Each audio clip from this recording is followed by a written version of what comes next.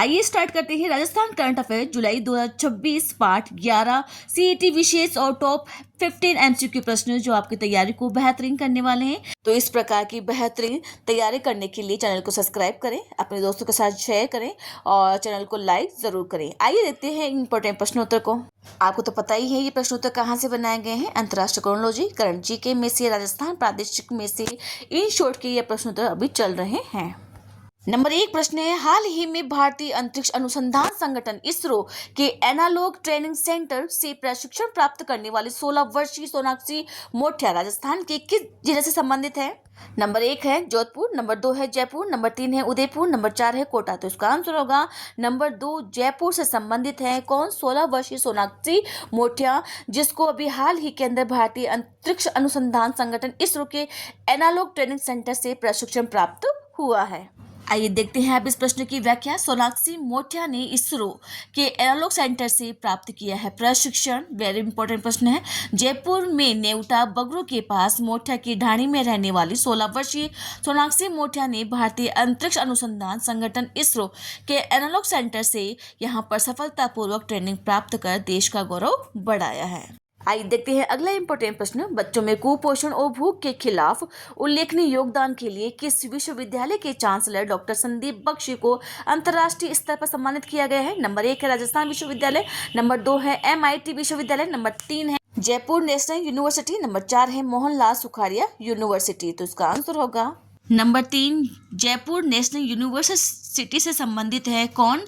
Doctor Sandeep Bakshi, जिन्होंने बच्चों में कुपोषण और भूख के खिलाफ उल्लेखनीय योगदान के लिए यहाँ पर अंतर्राष्ट्रीय स्तर पर सम्मानित किया गया है। आइए देखते हैं अगला प्रश्न। डॉक्टर संदीप बख्शी को अंतर्राष्ट्रीय स्तर पर सम्मानित करने वाली संस्था IIMSAN संयुक्त राष्ट्र की किस परिषद से जुड़ी हुई है। नंबर 1 है यहाँ पर संयुक्त राष्ट्र सुरक्षा परिषद से, नंबर 2 है आर्थिक सामाजिक परिषद से, नंबर 3 है संयुक्त राष्ट्र महासभा से, नंबर 4 है मानवाधिकार परिषद से। तो इसका आंसर होगा नंबर 2 आर्थिक और सामाजिक परिषद से यहाँ पर जुड़ी हुई संस्था है, जिन्होंने डॉक्टर संदीप बख्शी को यह पुरस्कार सम्मानित किया गया है।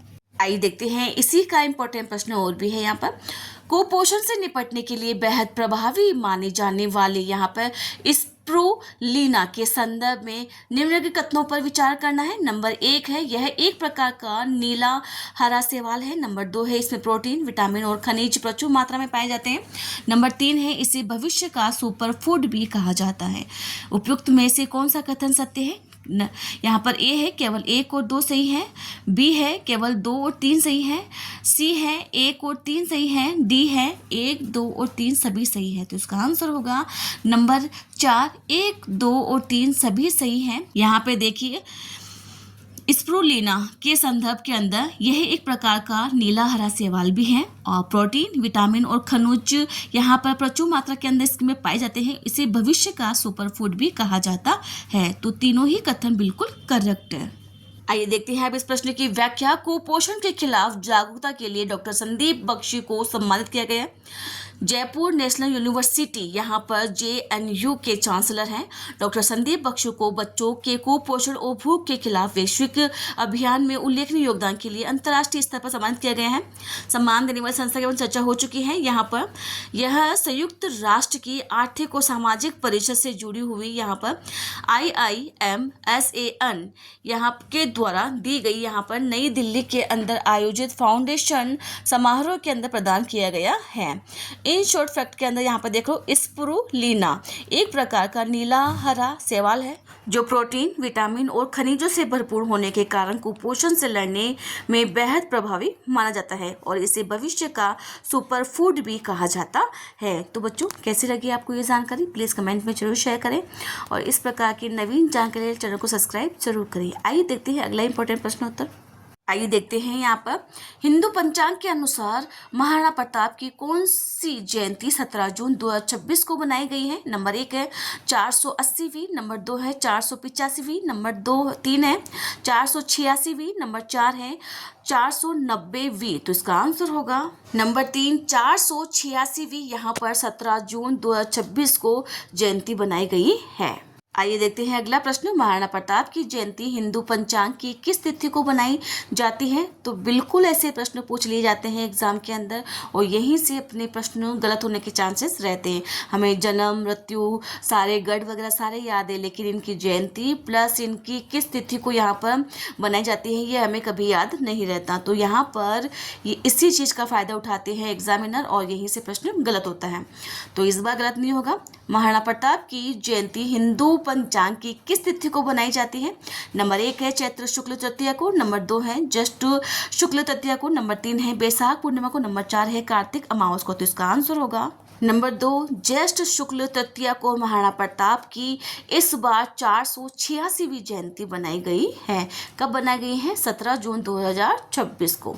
आइए देखते हैं अब इसकी व्याख्या। हिंदू पंचांग के अनुसार महाराणा प्रताप की 486वीं जयंती वीर शिरोमणि महाराणा प्रताप की 486वीं जयंती हिंदू पंचांग के अनुसार ज्येष्ठ शुक्ल तृतीया के अनुसार 17 जून 2026 को श्रद्धा और उल्लास के साथ मनाई गई है। कुंभलगढ़ के अंदर दीपोत्सव। इस विशेष अवसर पर महाराणा प्रताप की जन्मस्थली कुंभलगढ़ दुर्ग में पहली बार एक भव्य दीपोत्सव का आयोजन किया गया है। वेरी इंपॉर्टेंट है। रोशन हुआ दुर्ग। इस उत्सव के दौरान यहाँ पर दुर्ग 21,000 दीपों से रोशनी से जगमगाया उठा था। और इन शॉर्ट फैक्ट के अंदर देखते हैं यहाँ पर कुंभलगढ़ दुर्ग का निर्माण सबको पता है महाराणा कुंभा ने करवाया था। इस किले की दीवार कितनी लंबाई है? 36 किलोमीटर इसकी लंबाई है, जिसे भारत की महान दीवार भी कहा जाता है। और इसी दुर्ग के भीतर एक कटारगढ़ में महाराणा प्रताप का जन्म भी हुआ है। तो ये जीके की दृष्टि से भी इंपॉर्टेंट प्रश्न उत्तर है और एग्जाम की दृष्टि से भी है। आइए देखते हैं अगला प्रश्न।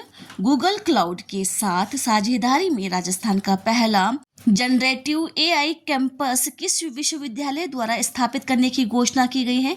नंबर 1 है Vivekananda global university Jaipur, number 2 है राजस्थान विश्वविद्यालय जयपुर, नंबर 3 है एमबीएम विश्वविद्यालय जोधपुर, नंबर 4 है मोहनलाल सुखाड़िया विश्वविद्यालय उदयपुर। यहाँ पे मोहनलाल नहीं है, मोहनलाल सुखाड़िया विश्वविद्यालय उदयपुर है। तो टाइपिंग में मिस्टेक हुई है, तो इसका आंसर होगा number 1 Vivekananda global university Jaipur के अंदर यहाँ पर राजस्थान का पहला जनरेटिव एआई कैंपस बनाने की घोषणा की गई है।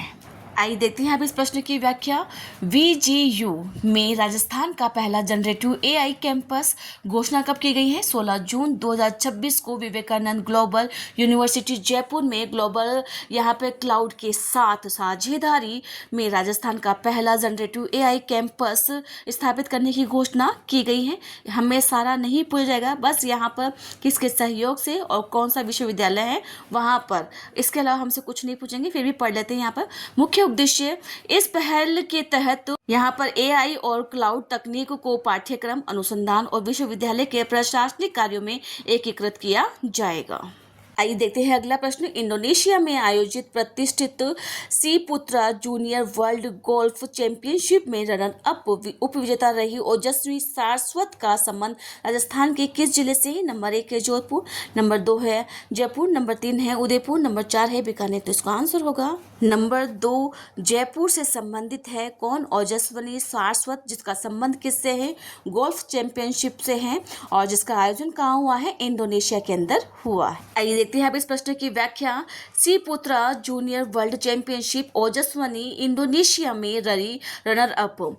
इंडोनेशिया में आयोजित होने वाली सी पुत्रा जूनियर वर्ल्ड गोल्फ चैंपियनशिप में जयपुर की 13 वर्षीय उभरती गोल्फर ओजस्वी सारस्वत ने शानदार प्रदर्शन करते हुए देश का नाम रोशन किया है। बेस्ट यहाँ पर प्रोमिसिंग प्लेयर के अंदर ओजस्वी ने इस वैश्विक चैंपियनशिप के बेस्ट प्रोमिसिंग प्लेयर मतलब कि सर्वश्रेष्ठ होनहार खिलाड़ी वर्ग में रनर अप रहकर उपविजेता का स्थान हासिल किया है। शानदार स्कोर किया है। उन्होंने दुनिया भर में दिग्गज जूनियर गोल्फरों को कड़ी टक्कर देते हुए यहाँ पर 2 अंडर पार का बेहतरीन स्कोर बना करके दूसरा स्थान हासिल किया है। तो इस वेरी इंपॉर्टेंट है कि ओजस्वी सारस्वत का संबंध कहाँ से है? जयपुर से संबंधित है और किस खेल से संबंधित है? तो वो है गोल्फर। आइए देखते हैं अगला प्रश्न। जून 2026 में आयोजित राष्ट्रीय कैडेट जूडो, यहाँ पे जोड़ो नहीं है, जूडो है, चैंपियनशिप में राजस्थान के बालक टीम ने कौन सा स्थान हासिल किया है? नंबर 1 है विजेता प्रथम, नंबर 2 है उप विजेता द्वितीय, नंबर 3 है तृतीय स्थान, नंबर 4 है चतुर्थ स्थान। तो इसका आंसर होगा नंबर 2 उप विजेता द्वितीय स्थान हासिल किया है। किसने? यहाँ पर राजस्थान की बालक टीम ने कहाँ पर? राष्ट्रीय कैडेट जूडो प्रतियोगिता के अंदर। आइए देखते हैं इसी का अगला प्रश्न। राष्ट्रीय कैडेट जूडो चैंपियनशिप में राजस्थान ने कुल कितने पदक जीते हैं? नंबर 1 है 4 पदक, नंबर 2 है 5 पदक, नंबर 3 है 6 पदक, नंबर 4 है 8 पदक। तो इसका आंसर होगा नंबर 3 6 पदक इसका आंसर होगा कि यहाँ पर राष्ट्रीय कैडेट जूडो चैंपियनशिप के अंदर राजस्थान ने कुल 6 पदक जीते हैं, जिसमें से 1 स्वर्ण है, 2 रजत पदक है और 3 कांस्य पदक है। आइए देखते हैं अगला प्रश्न। राष्ट्रीय कैडेट जूडो चैंपियनशिप 2026 का आयोजन कहाँ किया गया था? नंबर 1 है जयपुर राजस्थान, नंबर 2 है नई दिल्ली, नंबर 3 है चंडीगढ़, नंबर 4 है इंदौर मध्य प्रदेश। तो इसका आंसर होगा नंबर 3 चंडीगढ़ के अंदर राष्ट्रीय कैडेट जूडो चैंपियनशिप का आयोजन किया गया है। आइए देखते हैं यहाँ इन प्रश्नों की व्याख्या। कैडेट नेशनल जूडो में राजस्थान की बालक टीम रही है उप विजेता। आयोजन रहा है यहाँ पर 10 से 13 जून 2026 को table tennis hall sector 23 Chandigarh के अंदर राष्ट्रीय कैडेट जूडो चैंपियनशिप का आयोजन हुआ है यहाँ पर।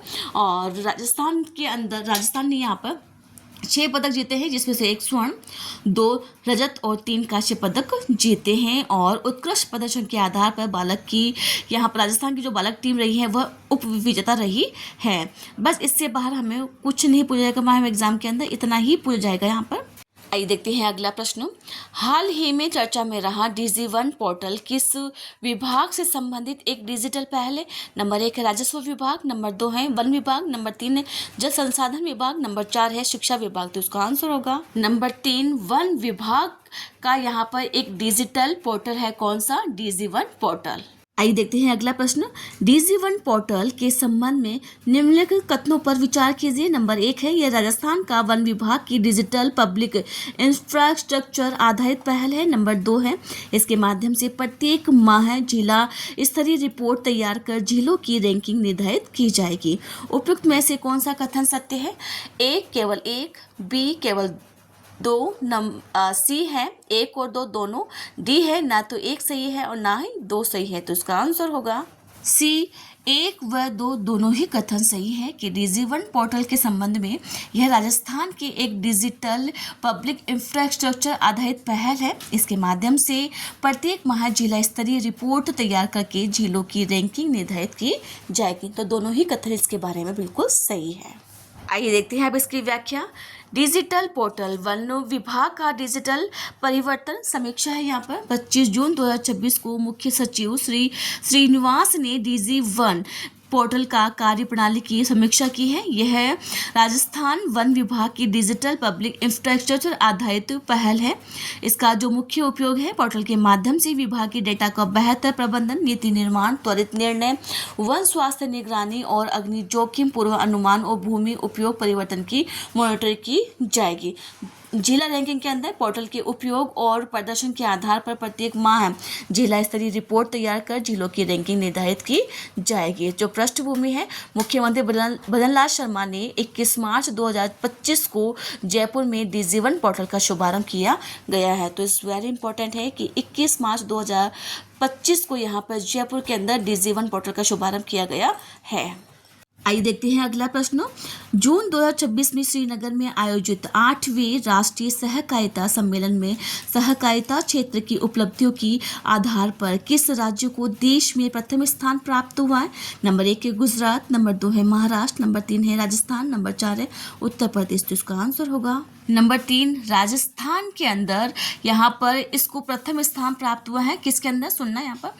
जून 2026 के अंदर श्रीनगर में आयोजित 8वें सहकारिता सम्मेलन में सहकारिता क्षेत्र की उपलब्धियों के अंदर राजस्थान को देश के अंदर प्रथम स्थान प्राप्त हुआ है। आज की सीरीज का अंतिम प्रश्न और सबसे इम्पोर्टेंट प्रश्न भी है, तो इसकी बिल्कुल मत करना। सहकारिता क्षेत्र में राजस्थान की उपलब्धियों के संदर्भ में निम्नलिखित कथनों पर विचार कीजिए। नंबर 1 है, राज्य में 1969 बहुउद्देशीय सहकारी समितियों का गठन किया गया है। नंबर 2 है, 6753 समितियों को भारतीय बीज सहकारी समिति लिमिटेड की सदस्यता दी गई है। नंबर 4 है, राज्य में 120 गोदाम का निर्माण किया गया है। उपयुक्त में से कौन सा कथन सत्य है? ए केवल 1 और 2, बी केवल 2 और 3, सी 1 और 3, डी 1, 2 और 3 सभी सही है। तो इसका आंसर होगा डी 1, 2 और 3 सभी कथन बिल्कुल सही है।